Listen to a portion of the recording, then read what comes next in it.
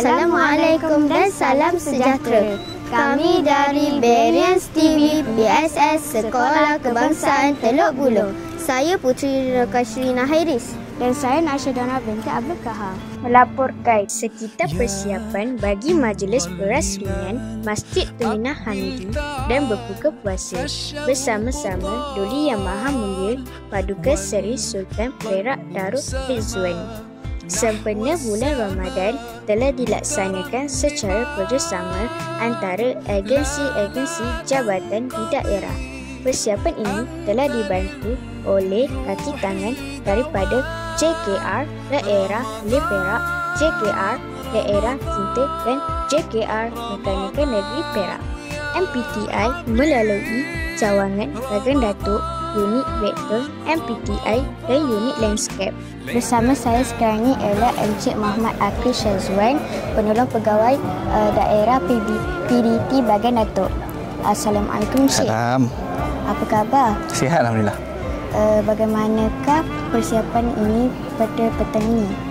Okey, hari ini 10 Mac 2025, Bagan Datuk berbesar hatilah untuk menyambut keberangkatan Duli Yang Maha Mulia Paduka Seri Sultan Perak Darul Rizwan, Sultan Azim Muizzuddin Shah Ibn Almarhum Sultan Azan Muhibbuddin Shah Al-Maghfurlah telah berkenan untuk berangkat bagi merasmikan Masjid Tuminah Hamidi, seterusnya berbuka puasa bersama-sama dengan warga Bagan Datuk lah pada malam ini insya-Allah. So persiapannya saya boleh katakan hampir 90%, hampir 95% lah, sikit lagi kita nak touch up sikit sebelum keberangkatan tuanku akan tiba jam 7 malam ini insya-Allah. Apakah harapan Encik pada majlis petang ini? Harapan saya agar tetamu, utamanya Duli Yang Maha Mulia tuanku lah, sendiri berkenan untuk berangkat hadir ke masjid yang seberindah hari ini. So saya doakan agar perjalanan majlis kita pada malam ini dipermudahkan segalanya oleh Allah SWT, dan saya harap peluang untuk kita lah warga Bagan Datuk semua untuk menyambut keberangkatan tuanku sendiri. Jarang-jarang lah tuanku nak turun Bagan Datuk kan untuk rasmi masjid yang seberindah ini.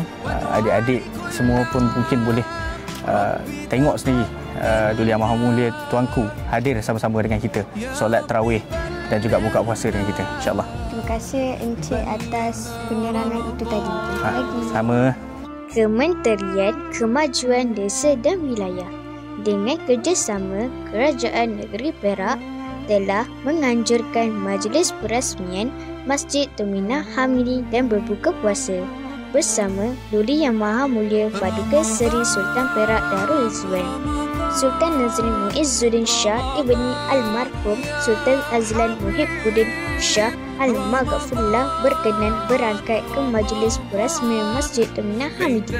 Baginda kemudiannya berkenan menyempurnakan upacara penanaman pokok bunga tanjung atau Mai Musabs Ilenggi sebagai simbolik perasmian masjid tersebut sebelum melawat pameran Al-Quran.